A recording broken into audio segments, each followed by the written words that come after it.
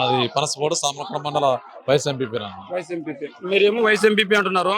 జగన్మోహన్ రెడ్డి గారు ఎంపీపీలకి, వైస్ ఎంపీపీలకి, ఎంపీటీసీలకి, సర్పంచ్లకి అన్యాయం చేశారని చెప్పి ప్రచారం జరుగుతుంది. ఇందులో వాస్తవం ఎంతన్నా?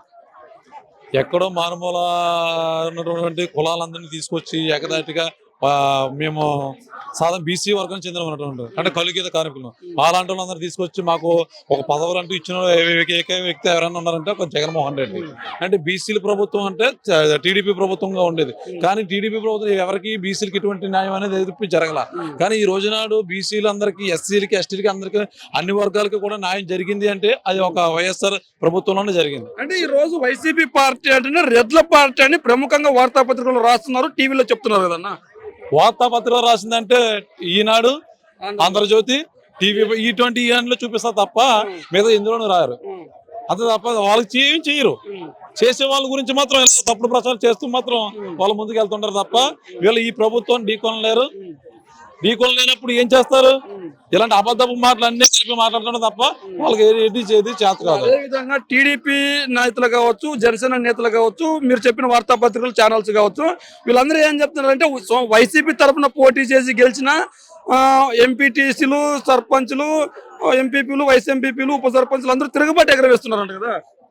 అంటే ఇన్నాళ్ళు ఎలా జరిగేదంటే ఈ గ్రామ సర్పంచులు, ఎంపీటీసీల ద్వారా జరిగేది. అంటే ఏంటంటారు జన్మభూమి కమిటీలు వీటి ద్వారా జరిగేది. అంటే వాళ్ళకి అన్ని వచ్చిన దాంట్లో సగం వాటర్ తీసుకొని వాళ్ళకి నచ్చిన వర్గాలకి, వాళ్ళకి నచ్చిన మనుషులకి ఇలా ఇచ్చేవారు. ఇప్పుడు అలా లేదే. ఎవరికి ఎటువంటి తారతమ్యం లేకుండా అర్హత ఉన్న ప్రతి ఒక్కరు కూడా పథకం ఇవ్వడం అనేది జరుగుతుంది. అలా ఇళ్ల స్థలాలే కానీ, పెన్షన్ కానీ ప్రతిదీ కూడా. గత ప్రభుత్వంలో కూడా నేను పని చేశాను. ఒక వార్డు మెంబర్ గా ఉన్న టైంలో వీళ్ళందరూ కూడా వచ్చిన పెన్షన్లు ఏంటంటే మన గ్రామంలో ఉన్న కులాలన్నింటినీ వేరి ఆ కులంలో ఉన్న పెద్దలకి వీళ్ళు పెన్షన్లు ఇచ్చేవారు. అంటే నిరుపేదలని చూడకుండా వాళ్ళ గ్రామంలో ఉన్న వాళ్ళ ఓట్లని, కులాలని చూసుకుని వీళ్ళు పెన్షన్లు ఇచ్చేవారు. ఇవాళ అటువంటిది ఎటు లేకుండా అర్హత ఉన్న ప్రతి ఒక్కరు కూడా పెన్షన్ ఇవ్వడం జరుగుతుంది. అంటే మీరేమో అడుగుతున్న ప్రతి ఒక్కరికి పెన్షన్ ఇస్తున్నామని చెప్తున్నారు. మరి వచ్చే ఎన్నికల్లో టీడీపీ, జనసేన కలిసి పోటీ చేస్తున్నా వైసీపీని ఓడిస్తాయని చెప్తున్నారు కదన్నా. చెబుతారన్న, వాళ్ళకి చెప్పడమే తెలుసు. కానీ జగన్కి చేయడం తెలుసు. చెప్పిన మాటని చేయడం తెలుసు. ఆయన మాట ఇచ్చాడు అంటే తప్పకుండా తప్పడు, చేస్తాడు. ఆయన ఇచ్చిన ఏదైతే హామీలు ఉన్నాయో ప్రతి హామీ చేశాడు. 600 హామీలు ఏం ఇవ్వలేదుగా. నవరత్నాలు 9. ఈ 9లో ప్రతిదీ కూడా మనోడు అందరికి న్యాయం చేయగలిగే చేశాడు. ప్రతిదీ సక్సెస్ చేశాడు. ఇంకేంటి, జనాలకు అదే చెప్పాడు, అదే చేశాడు. ఇది కాదని ఏదైనా అన్నాడా? అంటే జగన్మోహన్ రెడ్డి గారు అన్ని చేశారని చెప్తున్నారు. జగన్మోహన్ రెడ్డి గారు ఇంట్లో ఒకరికి, ఇద్దరికి మాత్రమే ఇచ్చాడు. మేము అధికారంలోకి వస్తే ఇంట్లో ఎంతమంది ఉంటే అందరికీ ఇస్తామని టీడీపీ వాళ్ళు చెప్తున్నారు అన్న. గతంలో ఏం జరిగిందన్న? బాబు వస్తే జాబ్ రావాలి, వచ్చిందా? నిరుద్యోగ వృద్ధి వచ్చిందా? లాస్ట్ లో ఇచ్చారు కదన్నా. 1 నెల ఇచ్చారు, 2000 చెప్పాడు, 1000 ఇచ్చాడు. 6 నెలలు ఇచ్చారు అంటున్నారు కదా. ఏమని ఇచ్చారా? ఇచ్చిన హామీలు ఎప్పుడు అదే జగన్మోహన్ రెడ్డి ఎప్పుడు చెప్పాడు, ఎప్పుడు స్టార్ట్ చేశాడు? హామీ అంటే లాస్ట్ లో ఇచ్చేది కాదన్నా. హామీ అనేది ఏంటది? నేనున్నానన్న భరోసా.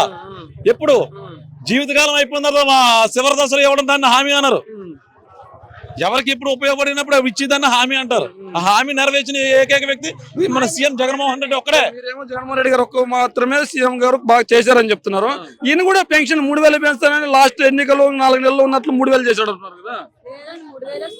లాస్ట్ 2 నెలల ముందు ఆల్రెడీ మన జగన్మోహన్ రెడ్డి పాదయాత్రలో ఉండగా 2000 రూపాయలు పెన్షన్ చేస్తానని చెప్పేసి అన్నాడు. దాన్ని కాపీ కొట్టి ఈయన 2 నెలల ముందు దాన్ని స్టార్ట్ చేశాడు. అయ్యింది. జనం నమ్మలా. పసుపు కుంకుమ అన్నాడు, పెట్టాడు. అందరికి జనాలు అందరూ పెట్టారు. పెట్టిన తర్వాత సీఎం జగన్మోహన్ రెడ్డి అయ్యారు. ఈ ప్రభుత్వం వచ్చిన తర్వాత ఆయన ఏదైతే అన్నాడో 3000 పెంచుకుంటూ పోతా అన్నాడు. దాన్నే 2000 నుంచి 2550 రూపాయలు ఇచ్చి సంవత్సరం పెంచుతుంది. ఇవాళ రోజున 3000 రూపాయలు పెన్షన్ జనాలందరూ కూడా ఇస్తున్నాడు. అది మీరేమో బీసీ అని చెప్తున్నారు.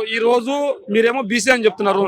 ఈ రోజు టీడీపీ, జనసేన పొత్తు పెట్టుకున్నాయి. ఇప్పుడు కాపులు, కమ్ములు ఒకటైనప్పుడు వాళ్ళు గెలిచే అవకాశం లేదంటారా? రాష్ట్రంలో కాపులు, కమ్మలు కలిపి ఎంతమంది ఉన్నారు? మిగతా అన్ని వర్గాలు కలిపి ఎంతమంది ఉన్నారు? ఎంతమంది ఉన్న బలమైన కులాలు కలిసినప్పుడు తట్టుకోగలుగుతాయి అంటున్నారు. జగన్మోహన్ రెడ్డి బలం ఈ సామాన్య కులాలన్నీ కలిపితే ఆయనే బలం. ఆయన ఎవరో రెడ్డి, కమ్మ ఇవికా కావాల్సింది. ప్రతి పేదవాడికి న్యాయం జరిగింది. న్యాయం జరిగిన ప్రతి ఒక్క పేదవాడు కూడా ఆయన చూస్తాడు. ఆయన ప్రభుత్వం మీద ఇష్టం ఉంది కాబట్టి, ఆయన ప్రభుత్వంలో మేలు జరిగింది కాబట్టి ఆ ప్రభుత్వాన్ని అందరికీ ఎన్నుకుంటారు. జగన్మోహన్ రెడ్డి గారికి ఎవరికి న్యాయం చేయలేదు, ముంచారు, అందుకే టీడీపీ జనసేన కలిసి వచ్చినట్టున్నారు కదా. వీళ్ళిద్దరికీ కలిసి రాలేదు. ఎవరికి చంద్రబాబు నాయుడికి పవన్ కళ్యాణ్ కలిసి రాలేదు కాబట్టి ఈసారి ఏదో రకంగా వాళ్ళని దించి జగన్మోహన్ రెడ్డి దించి మీ మీద ఏళ్తారని చూస్తున్నారు.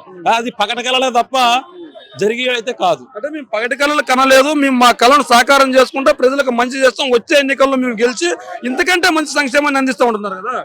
సంక్షేమం ఇస్తే మరి రాష్ట్రం శ్రీలంక అయిపోద్దిగా. వాళ్ళు చెప్పిన మాటలు కదా. అభివృద్ధిని తయారు చేస్తాం, సంపద సృష్టిస్తా ఉంటున్నారు. ఎక్కడి నుంచి అన్న, ఎక్కడి నుంచి సృష్టిస్తారు?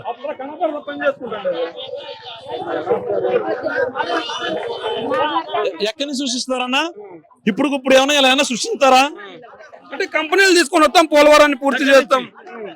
ఇప్పుడు దాకాలేంది ఇలా పరిగెట్టుకు వస్తాయా? గత ప్రభుత్వం గత 5 సంవత్సరాలు ఏం చేశారు? అప్పుడు మేము అభివృద్ధి చేస్తాం, కంపెనీలు తీసుకొచ్చాం, వచ్చిన కంపెనీలు ఈయన నిలబెట్టుకోలేకపోయాడు. అలా కాదన్న, వాళ్ళకి మంచి జరిగింది. ఆ టైంలో ఏంటంటే ప్రతి ఒక్కరు ఇక్కడే పని చేయాలనేది రూలే లేదుగా. ఎక్కడ డెవలప్ ఉంటే అక్కడికి వెళ్ళిపోతారు. ఓకే, అయితే మన ఇంకా డెవలప్డ్ స్టేట్, పూర్తిగా డెవలప్ అయితే అవలా. 5 సంవత్సరాలు మన ఎవరు డైరెక్టర్ తీసుకొచ్చి బోయపాటి కాదన్నా, ఆయన ఉన్నారుగా రాజమౌళి గారిని తీసుకొచ్చి సినిమా షూటింగ్ చేసినట్టుగా సింగపూర్ చేస్తాను, ఇలా చేస్తాను చెప్పేసి ఇవన్నీ డైరెక్ట్ చేశాడు తప్ప దాని రాష్ట్రాన్ని అయితే ఏం చేయలేదుగా. చేశాడా? అక్కడ ఎటువంటి ఏవీ లేదు కాబట్టి డెవలప్డ్ గా ఉన్న సిటీల దగ్గర దీన్ని రాజధాని చేద్దామని చెప్పేసి జగన్మోహన్ రెడ్డి అని అన్నారు. దాన్ని కూడా దీన్ని సక్సెస్ అవ్వకుండా ఏదో అడ్డు వేస్తూ మన రాష్ట్రానికి రాజధాని లేదు అని అన్నారు తప్ప మరి లభ్యేస్తున్నారన్న సంగతి ఏమైనా చెబుతారా? చెప్పట్లేదు. అదేవిధంగా రాజధాని ఇంకెక్కడ అవుతుంది? అదేవిధంగా ఉభయ గోదావరి జిల్లాలో 36 స్థానాలు ఉన్నాయి. ఉమ్మడి ఉభయ గోదావరి జిల్లాలో మరి 36 స్థానంలో వైసీపీని ఒక్క స్థానం కూడా గెలవనేనని పవన్ కళ్యాణ్ చెప్పారు. మరి వైసీపీ గెలవడానికి సరైన కారణం ఒకటి చెప్తారన్న, పోలవరాన్ని కూడా జగన్మోహన్ రెడ్డి పూర్తి చేయలేదు కదా.